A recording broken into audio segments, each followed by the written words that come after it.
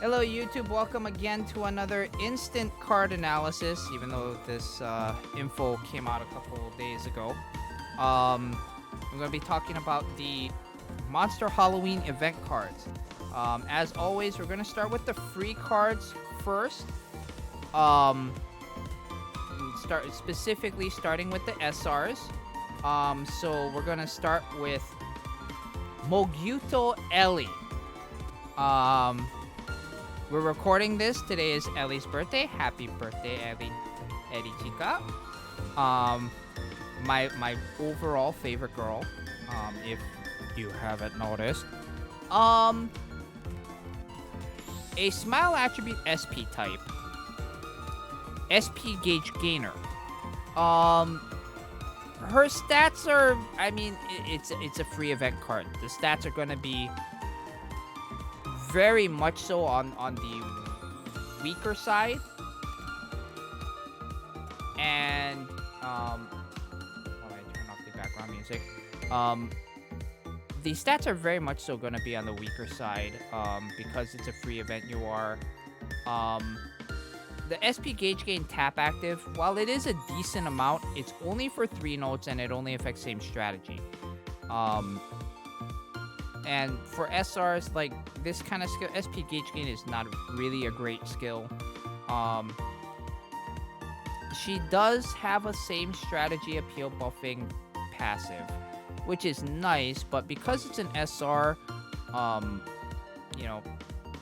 the difference between this and a UR is a 2% appeal increase per card in her strategy, so not particularly great. And then she gives a gauge gain to your next SP skill 30% of the time when you start an appeal chance. It's just unfortunately the card is not very practical. Like even in Dreamlight Parade, you would rarely ever use this type of card unless it's like you're playing the first couple stages of a Temp Tower and you just need a couple throwaway cards. You would probably use this. Then we have LLLI, an active attribute voltage type. Now the statting on this card is actually okay. 7238 base appeal, 3791 base stamina, 6204 base technique at max limit break. The statting on the card for a free card is actually not bad. Especially for voltage cards, right? You want to have a very large discrepancy between appeal and stamina. The closer those numbers are together to being even, the worse the card becomes. So having a stat spread of like 3,500-ish between appeal and stamina is pretty good. This is the tap active I like most on SRs, because you're rarely ever going to tap cap with an SR unless your bond levels are just through the roof. Appeal boosting tap actives, the only downside is that it's only same attribute. So you would have to put her in a strategy with other natural attribute active attribute cards to be very, very effective. She has the self appeal buff of 7%, which it's good because she's a voltage type card. It's also not good in the sense that this appeal doesn't really come close to like a Snow Halation Kotori, who also has this same passive. So this card is definitely like above average when it comes to the SR slot, but it's like not higher than like a B or like a 7 out of 10. If you're using numbers, it's like a very 7 out of 10 card. The LSA is okay. It's 7.6% of your appeal as voltage, and it's always guaranteed to activate whenever you complete appeal chances. But it is only 7.6% of a very low appeal total, so it's kind of whatever. Then we have the free UR, which is Shioriko. So now everyone has a Shioriko. You don't have to wait for a party banner. You don't have to wait for a fest banner. Everyone, assuming you tier high enough to get the points, will be getting a free Shioriko UR. It's a natural attribute SP type. At max limit break, matching 11,566 base appeal and technique with 4,406 stamina.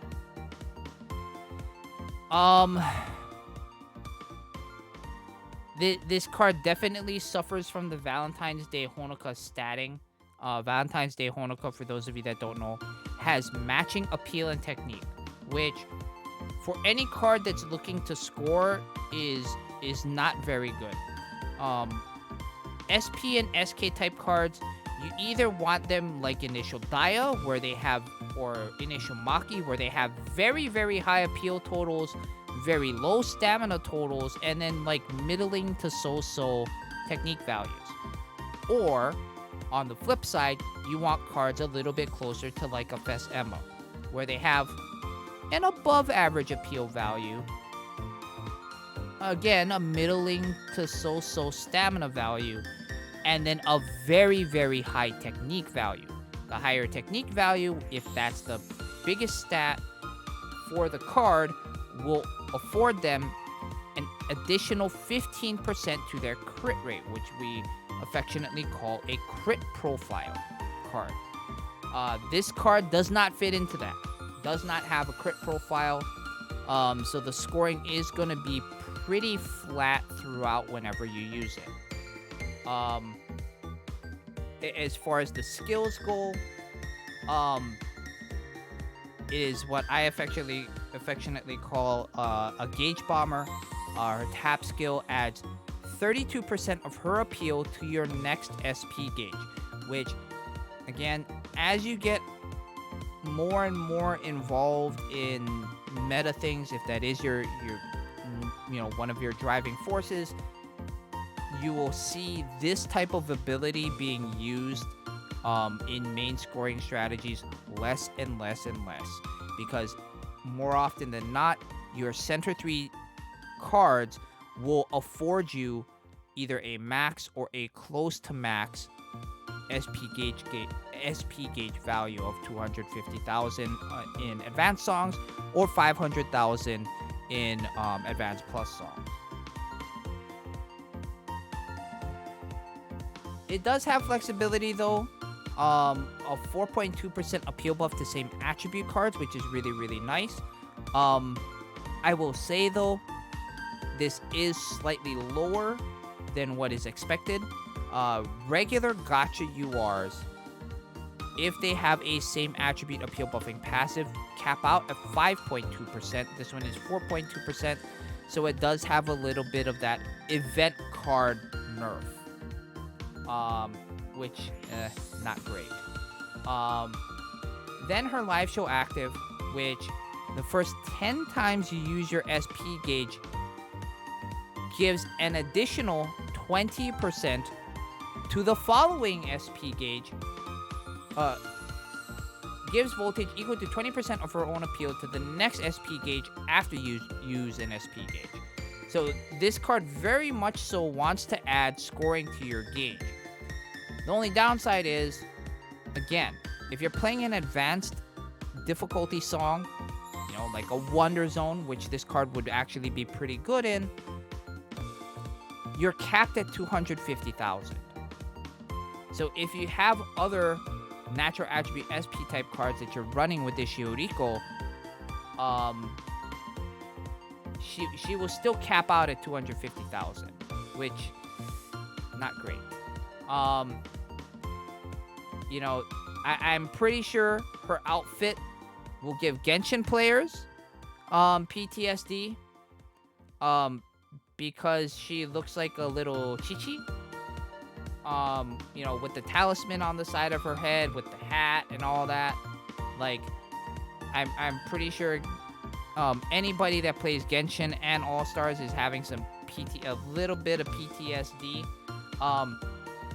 And for any of you fighting game enthusiasts, you know, she also, with the way her idolized art is, looks a lot like Senko from Darkstalkers. So, you know, take that reference for what you will. Alright? Then, let's move on to the gacha side. Okay? So, on the gacha side, we'll start off with the free card, or the SR. The SR is Water Blue New World Mari. And as some people in the chat have so adeptly pointed out, all of the blondes are the event SRs, whether they be the free or gacha ones. So, take that for what you will. So Water Blue New World Mari, pure attribute guard type, 5276 base appeal, 8119 base stamina, 6899 base technique at max limit break. But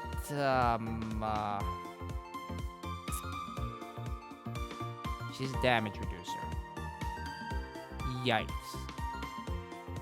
Feels bad, man. Feels bad, man. She's a damage reducer. It's 20% for the next 5 notes, but you know, cards like Autumn Kitchen Maru do a lot better. Magical Time Daya does a lot better. So, you know, there are if you're looking for damage reduction stuff, there are definitely a lot of better options than this particular SR. On the bright side, though, she does have a same attribute appeal buffing passive. Which can come in handy for Dreamlight Parade, right? If you're trying to stay on attribute with stuff. This does give you, you know, additional frontline scoring, especially if like you're in the middle of a temp tower or something. And the LSA I think is actually okay. You know, 6.6% of her stamina as a shield every time you complete an appeal chance. So if you keep the card in formation, you know, you will be generating shields, but again, you know, it's an SR, it's more filler and DLP only. You'll rarely ever see these types of cards being used outside of that. Then let's get to the gacha side. First card of the gacha, Halloween Dress-Up Rin, a pure attribute voltage type card, which we've been actually getting a decent amount of pure attribute voltage type cards with I am all for. This used to be one of the hardest attributes to get a voltage type card in, and a good one. So Werewolf Rin, 13,260 base appeal, max limit break, 9282 base stamina, 10,608 base technique. The stamina value is a little bit higher than I'd like, but what can you do? Appeal increasing for same attribute. Tap active increases appeal by 7.2% for the next 5 notes. This type of card works really well with appeal increases. These types of cards work really, really well for if you're looking at either Advanced Plus / Expert or Challenge difficulty songs. These types of cards with appeal boosting in their tap actives work really, really well if you can build around it. Same attribute passive. So again, like I was saying earlier, a maximum of 5.2%. So does afford a little bit of flexibility. Can be frontline, can be backline. The LSA is... I mean, it's okay. It increases the voltage gain for this particular card by 15% for every appeal chance. This is the type of thing that the card will be more effective. Obviously, the more notes you have in appeal chances. But, this is very much so like a secondary card I would want to build around. If you wanted to do something like a Dreamy Kids Land Reno with this Rin, it's definitely doable. If you wanted to do the Yohane, the other pure attribute voltage type Yohane, you could do that as well. But her scoring is still kind of capped. Because of her tap actives. Especially for advanced difficulty songs. So you want to keep that in mind. This is like an 8 out of 10 card, honestly. Then we have natural attribute guard type Halloween Dress-Up Riko, who apparently is a Vampiress. 9944 base appeal, 14,916 base stamina, 8286 base technique at max limit break. I'm going to talk about the card fully first. Her tap active is a stamina heal. We actually finally have a regular non-fest UR in the natural attribute that has a freaking stamina heal tap active now, finally. Because the only card before this was Second Fest Pana. But now, especially with tickets and stuff like that, you can definitely have a chance after the event's over and the card pool resets to pull this Riko.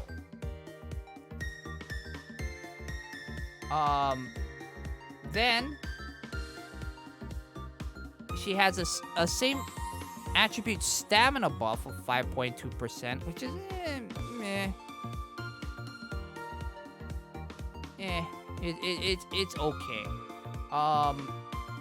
Then this is actually pretty interesting. So this particular card, if you want to think of it this way, is basically a reverse First Fest Maru. It's basically a reverse Fest Maru because First Fest Maru had a shield generating tap active that was very, very good. And her live show active afforded her a chance every time she tapped to generate a stamina heal. This card, it's the other way around, where the tap active is the heal and the live show active is a chance to generate shield on tap. So it's flipped.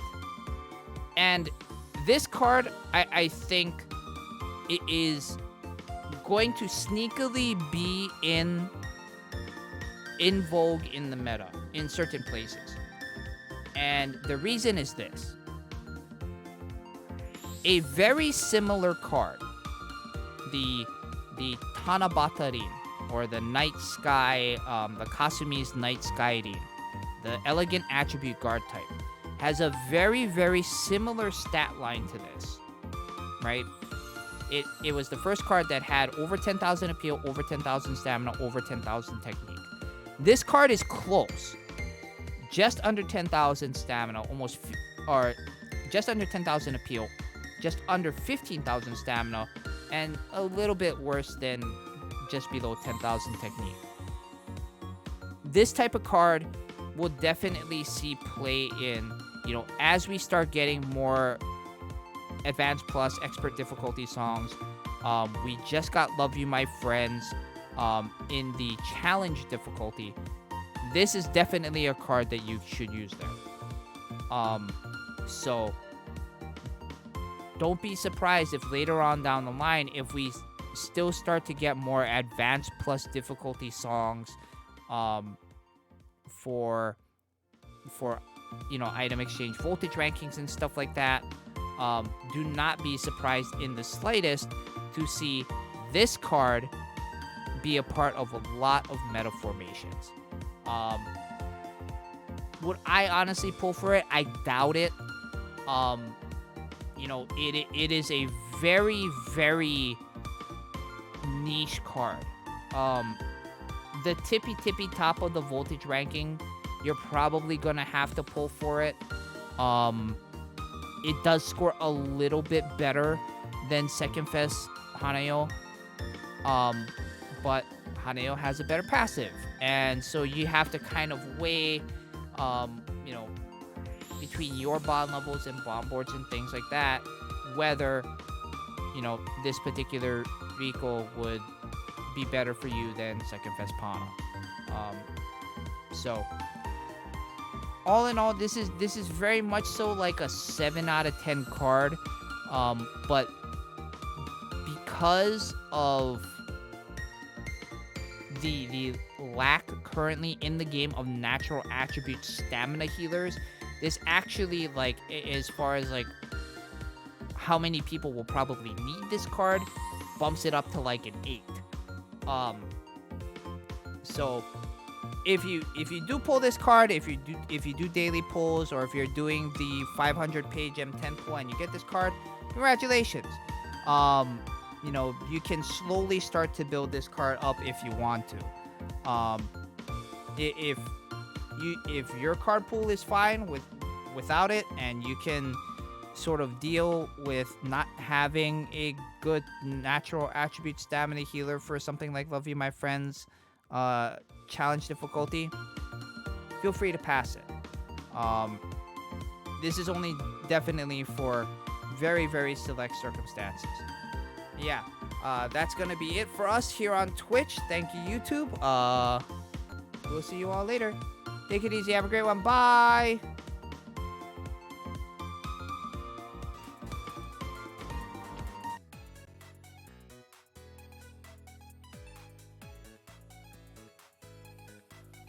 Now,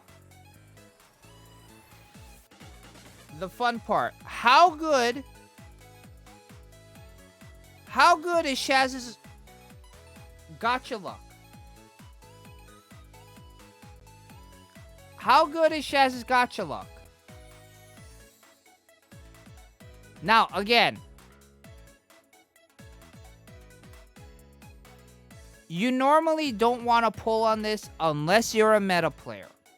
If you're a meta player, you need all the shiny quartz pieces you can get for specifically regular memories.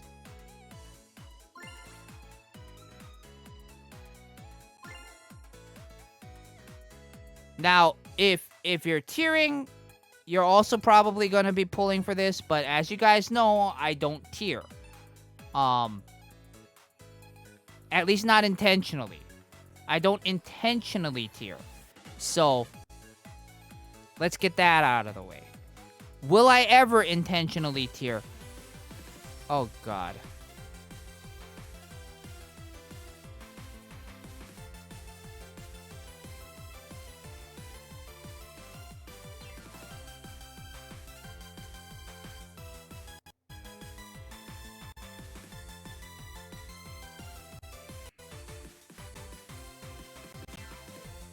Well, we can safely say that I'm probably not going to pull anything good on Ellie's birthday banners.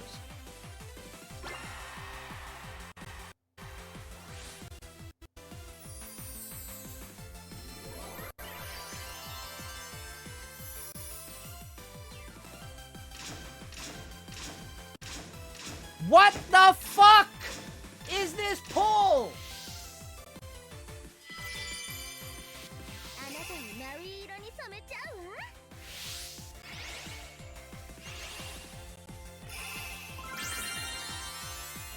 Oh, great. We have a max limit break Splatoon Mari.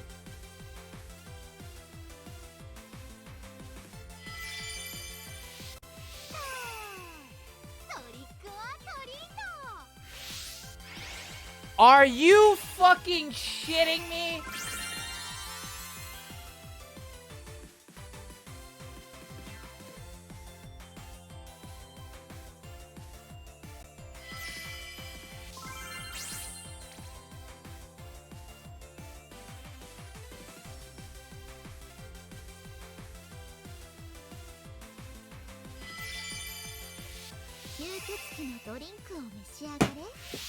Get the hell out of here! Get the hell out of here.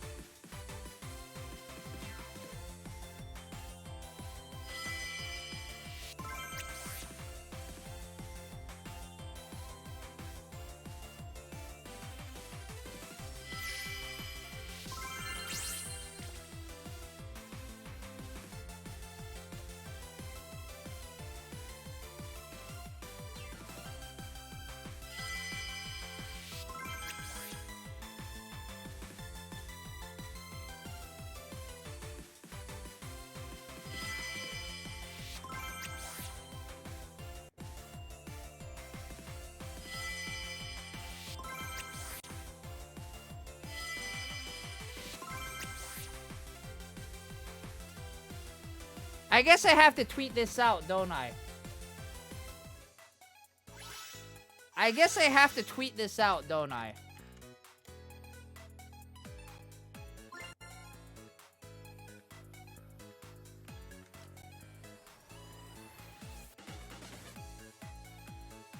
Well, your 100 quartz shall be for mems then?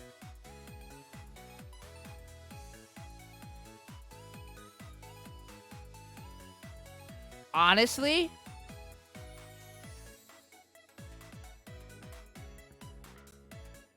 At this point?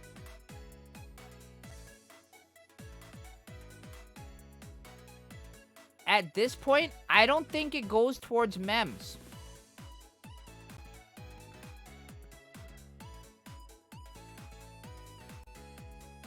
Think about it, chat.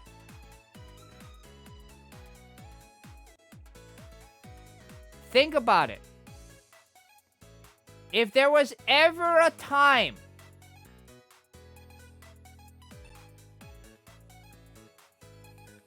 if there was ever a time for me to tier,